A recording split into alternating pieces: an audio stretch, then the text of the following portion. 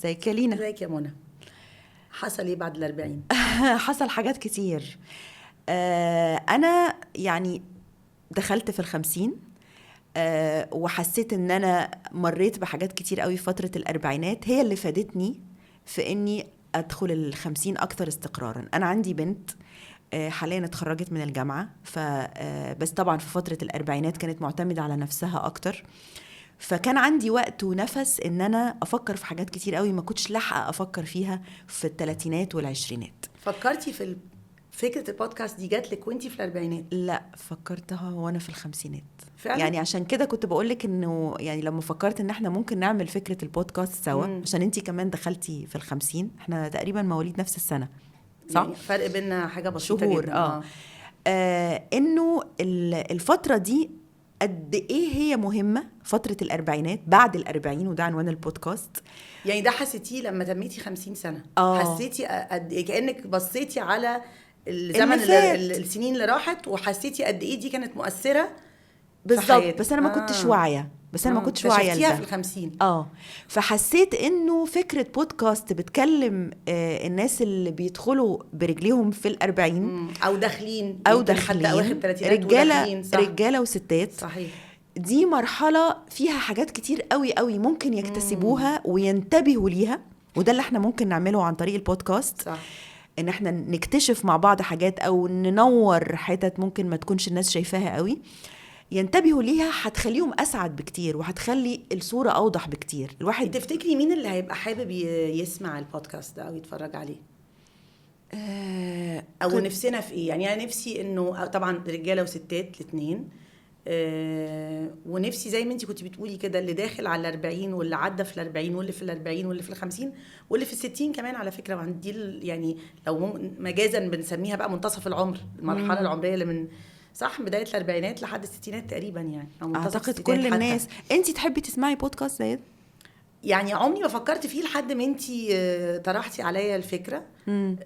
وابتديت بقى لما يعني من اول ما طرحتي عليا الفكره وابتديت افكر في الاربعينات كانت عامله ازاي، وحاجات يمكن الواحد ما فكرش فيها بشكل ممنهج كده بس عاشها وعدى فيها. ولما ابتدينا فاكره اللي عملناه ان احنا قعدنا نسال الناس وقولوا لنا عن مشاعركم تجاه ال40 وال50 وكده، لقيت ان كتير قوي ستات او رجاله في المرحله العمريه دي في حاجات كتيره قوي مشتركه. صح، في حاجات كتير قوي مشتركه، بس مش منتبهين انها مشتركه خالص. هو ده فكره البودكاست، وهي دي فكره وميزه السوشيال ميديا دلوقتي، وفكره ان انت تعملي حاجه طبقه يعني قطاع عريض يشوفها رجاله وستات، انك توصلي فكره ان انت مش لوحدك. زمان لما كان الواحد بيمر بمشكله، صح.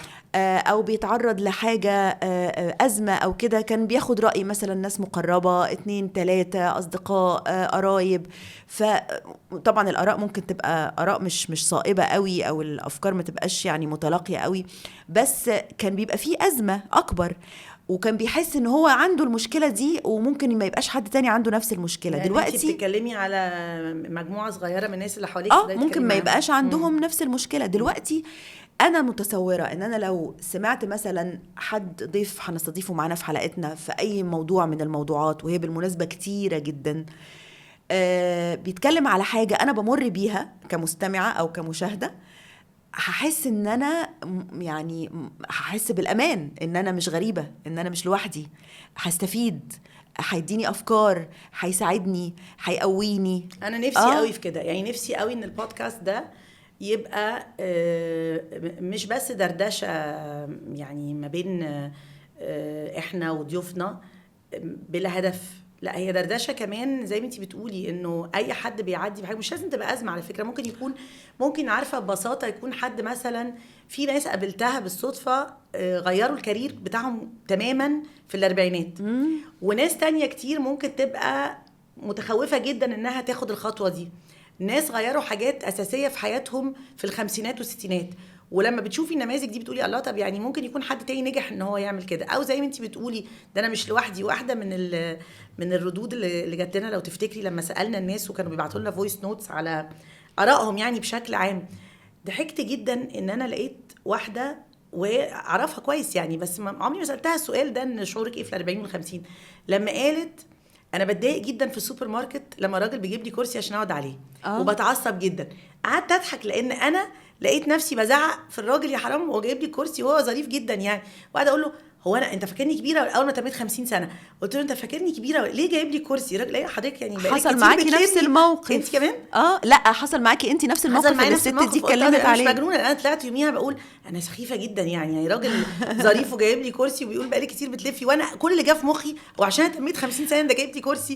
ولقيت ان ده شعور ناس تانية. لا هو مش بس كمان المواقف اللي بنعدي بيها دي، هي انا لما جينا نفكر في موضوعات الحلقات، ما هو برضو لقينا حاجات اكتر مما تخيلت الحقيقه. يشوف البودكاست ممكن نناقش فيه ايه. صح. اكتشفت ان كل حاجه عشناها، كل التجارب الانسانيه العاديه جدا، جواز، حب، طلاق، احساس بالجمال، يعني شكل علاقتك بولادك، علاقتك بولادك، باصحابك، باهلك، الصداقه، باهلك بالظبط. كل ده اختلف في مرحله الاربعينات والخمسينات. انا هقول لك سر بقى. انت لما اقترحتي البودكاست ده قعدت افكر.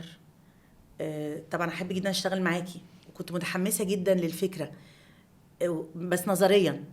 وبعدين قعدت افكر اقول بس يعني الفكره دي ممكن تقعد قد ايه؟ يعني حلقتين 3 4 ايه الكلام اللي ممكن نقوله؟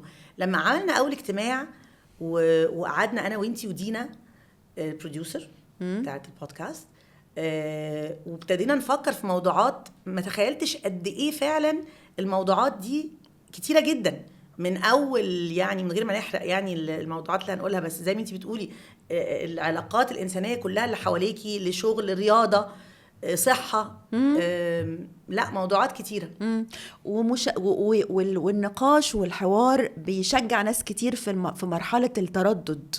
يعني لو حد مثلا عايز ياخد قرار مهم في حياته، او يعني عايز يعمل نقطة تحول في علاقة ما، سواء جواز أو انفصال أو حتى سفر أو أي حاجة، أو تغيير، أو قلقان من المجتمع المحيط. لو لقى حد اتكلم على نفس التجربة مثلا بشكل شجعه أو حسسه بالأمان أو كده، يعني هيحس إنه مطمن أكتر. فده متهيألي ممكن يفيد ناس كتير جدا. أتمنى. طيب، حاجة مهمة جدا في البودكاست ده احنا عايزين نأكد عليها، إن هو مش بودكاست للستات. محتاجين نأكد عليها عشان احنا 2 ستات، فيمكن الناس تفتكر ان ده حاجات من الحاجات النسائيه دي خالص. ببساطه، لان مش بس الستات اللي بيدخلوا في ال40 وال50، رجاله كمان بيتاثروا كمان. يعني مش يعني التاثر بالعمر ده يعني واقع على الست او الراجل بالظبط. وان كان اكيد في اختلافات في التأثر ما بين الراجل والست، أكيد في حاجات معينة، وفي حاجات الحقيقة ما بتفرقش قوي يعني. فاحنا ضيوفنا دايما هيبقوا من الجنسين، رجالة وستات، والكلام هيبقى كلام عشان نعرف ونفهم ونوصل لمساحات ممكن ما كناش اتكلمنا عليها قبل كده.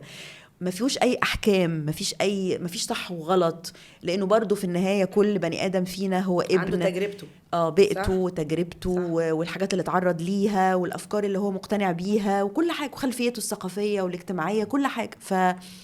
فانا اتمنى انه البودكاست ده يبقى مساحه امنه للرجاله والستات انها تتكلم عن المرحله العمريه دي بشكل يفيد الناس اللي بتتكلم، يعني يفيد ضيوفنا ويفيدنا ويفيد اي حد يسمعنا.